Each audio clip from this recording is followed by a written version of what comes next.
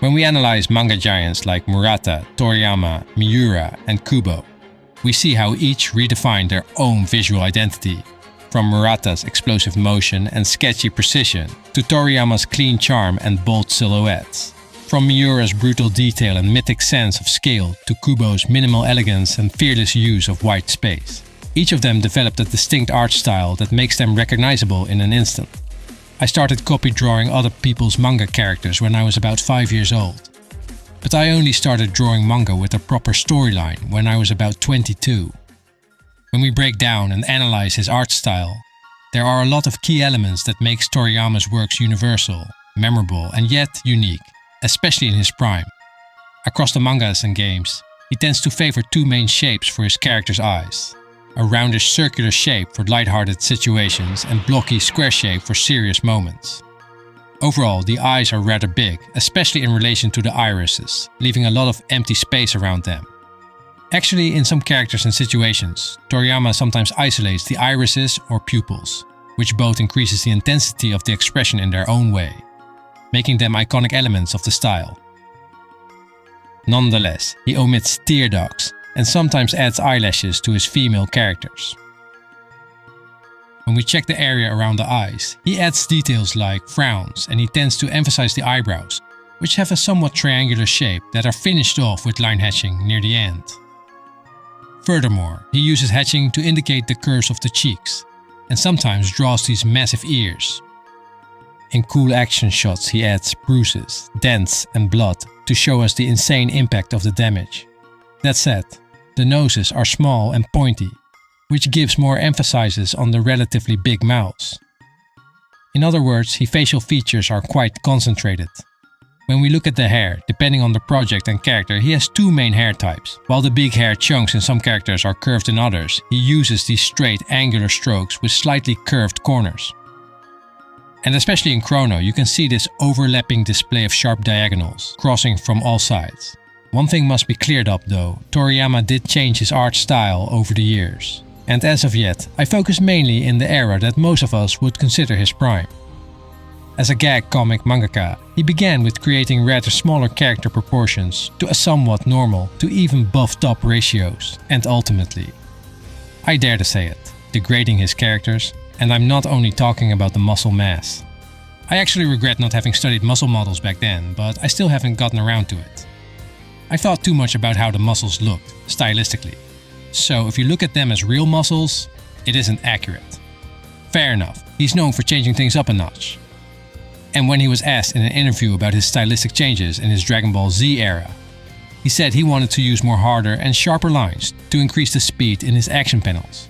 Moreover, he noted that he changes his style depending on the story type and that he thought this was the best way to go for the series. And I think most of us agree on that. When we compare his rough and gritty line art to his later digital works, we can see that he changed the lines to thicker, more curved shapes that to some extent have more of a chubby appearance in compared to his more angular style in the past. In case of clothes, Toriyama tends to give his characters either these iconic chest armors or these white clothes with a lot of turns and folds in them.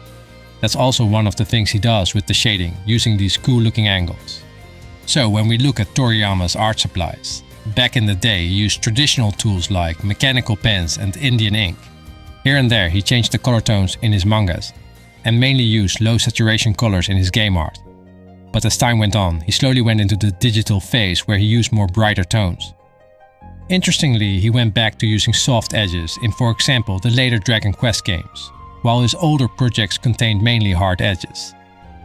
I do want to note that multiple of Toriyama's peers praised him for his vehicle designs and asked him how he approached them. The majority of those are all made up as well. But there were blueprints inside my head that determined how it would propel itself and like where the fuel tanks are located. The logic behind them all are all fake, but even so, for odd-shaped mecha, I do think about things like, how would I get onto this thing? In case of game art, he was praised a lot about his monster designs, but when we look at his character designs, yeah, that's one thing we do have to address. Is it a bad call that a lot of his characters look like brothers from another mother, or is that one of the true definitions of art style as well? This is what he said about it. A lot of old drawings and designs seem crude in retrospect, but I also made some bold choices when I was younger. It became a situation where we have to use every trick in the book. Hopefully that adds to the fun factor, and maybe it was worth losing all that sleep after all. An artist who drew a lot of inspiration from Toriyama is Murata, and you can feel that influence in One Punch Man. Murata is ridiculously skilled, but still totally humble. I've been drawing manga for quite a while now, but I realized that I hadn't fully grasped even the basics yet. When we break down and analyze Yusuke Murata's artwork, he tends to use big eyes and small irises. Also, he seemed to prefer to draw eyes as clean as possible, avoiding clutter. And while this definitely increases the intensity, it also depends on what kind of expression he's going for. This aside, in all of them we can see that he likes to use curved roundish shapes for the angles. One of the effects is that this pushes the eyes outwards, slightly adding volume. Furthermore, when he draws eyes, he likes to be very selective on his stress point, keeping balance between the intensity of the black lines. This is likely to maintain the focus on the highlights and circumvent losing intensity. When we check out the brush, Murata is mainly a traditional artist and uses multiple sizes of ink pens. To simplify, for the face, he generally uses a medium-sized ink brush. For the hair, a fine liner, and the clothes, a marker. Remember, this is not a rule of thumb by all means, but it gives us a gist on the brush sizes and how some of his art has this three-part dynamic. This also creates energy. Also, when we look closer at his sketches, he tends to draw hair in one continuous stroke, being very deliberate with his short, quick lines in between. In this case, Dragon Ball Z is the best example to explain this. Akira Toriyama's hair is drawn by using short, sharp angled lines. Murata tends to flow through this whole hair chunk in one setting, adding a stroke or two in between. As a side note, both look great in their own right, and there is no correct way of doing this and shouldn't be put on a pedestal above another in any way or form. Another core part of Murata's style is his use of character silhouettes and color. His perspectives and angles boost those silhouettes even further, tightening the frame and raising the impact. Especially in his illustration work, you can see that smooth layered pull that drags you straight into the scene. He uses a vibrant color palette, but tones it down just enough to create that three-dimensional feel. At the time when I was drawing the first story of One Punch Man, I felt troubled that I didn't capture the whole being of Saitama. I felt a desperate sense of duty to draw it absolutely well and think about how I can express its appeal. In my eyes, his biggest strength is that he knows how to put characters into the right frame. His panels and actions are right on point, really showing the force behind the characters. Furthermore, next to their gestures, their expressions are amazing. He shows how to depict characters with the right intent. To elaborate on this, the way he draws, for example, Mega Man is like, how we love to see this guy. The way he draws Goku is, I dare to say it, might be even cooler than the Toriyama himself. I actually started off drawing Saitama really cool looking. I was thinking that if I was working as the artist, I should make everyone look as cool as possible. In that process, I was making Saitama look handsome, or adding stars in his eyes, but I scrapped all of it. In the end, those things don't matter to Saitama's nature. His appeal isn't in his looks, so I thought that if I didn't take Mr. One's original design, Saitama would end up a completely different character. Murata knows how to show the strengths of the characters. He can switch easily between styles and facial expressions, from comic relief to tough thrilling scenes with heavy action. But they all are Murata. From Murata's explosive motion, we move to Kubo, another shonen action creator but with a completely different toolkit. Kubo builds tension with contrast, clean shapes, and empty space that feels heavier than ink. The most important thing I learned that I should always follow my heart and draw what I want to draw. I was still holding back. I wasn't used to weekly serializations, and I was reacting to my editor's comments. But now I focus more on staying true to my own style and creating what I want to do. When we break down and analyze Tite Kubo's art style, we must first consider his artistic timeline. Put simply, he improved significantly in areas like detail, anatomy, and overall composition. This progression is evident throughout the volumes. Even the cover art pieces show considerable stylistic changes over time. However, there's a lot to learn when we really dive into the nitty-gritty details of Kubo's art. Kubo draws the eyes with extreme expressiveness, making them a standout feature for each character. He often emphasizes them with darker outlines or even with a blackened sclera. Gentle characters tend to have large eyes with big irises, while more mysterious characters feature elongated eyes. The size of the irises also reveals a character's true intentions. Character design one-on-one, I suppose. Kubo frequently adds sketch lights, keeps most irises clean of shadows and clutter, and occasionally includes eye creases. But this varies depending on the character's setting and current state. The eyebrows are generally drawn quite thin on all his characters, but they definitely play an important role in their overall expressions. When it comes to facial structure, Kubo favors sharp and angular jawlines, noses, and slightly rounded chins. In Kubo's own words, "For me, drawing comics is not about drawing lines and faces, but about portraying the mood." So whether or not you're working on a novel or a comic, you work to portray the mood on paper with words and drawings.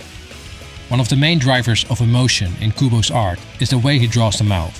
He draws mouths big and expressive, allowing characters to convey their intent in a powerful way. Though he pushes the limits, he never makes them too cartoony. Thanks to his elongated face designs, he can achieve a massive range of expressions in a very convincing way. Also, Kubo tends to show the ears a lot, reminding me of Toriyama a bit. In case of the hair, he did change it through the years, adding way more volume, detail, and overall energy in the line work. As far as anatomy, the characters are over the top tall and slender for current manga standards. Despite so, I think it fits the overall style well, and Kubo still adds a good amount of muscles that tone the body convincingly. So when we compare his art style from back in the day to now, the most obvious would be that the face dimensions changed. In the first volumes, he used to draw the eyes in the center and the mouth at the low end of the jaw, chin level, pushing all the facial features down. In the later volumes, Kubo made the faces taller, with the rather extended nose, it pushing eyes above the center, making not only his style, but also the characters look visually more mature. Also, the characters move way more freely in the later volumes, really showing his skill as an artist to capture the moment. Another powerful effect often seen in manga is the use of line art to convey pressure or energy. In Bleach, this is often represented as Reiatsu, spiritual pressure, creating an intense gravitational energy that weighs down on the characters. Kubo visualizes this concept incredibly effectively throughout the manga.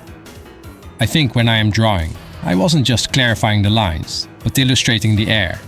Therefore, no matter in drawing or writing, neither words nor lines, but singularly illustrating the air. I always have this feeling of bringing this effect into the paper when drawing. Kubo mentioned in an interview that he imagines the fights with empty backgrounds first, focusing on finding the best angle to depict them. He then puts great effort, aiming to make the readers feel the character's pain. I don't want to draw a background if the focus is on the character.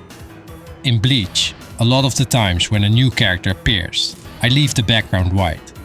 I want the reader to feel the mood the character gives when they're there. Characters make the setting real, so I keep that in mind when I work on each character. The easiest way to sum it up is with the less is more principle. In Kubo's work, the characters, the main drivers of emotion and mood, are always the focal point.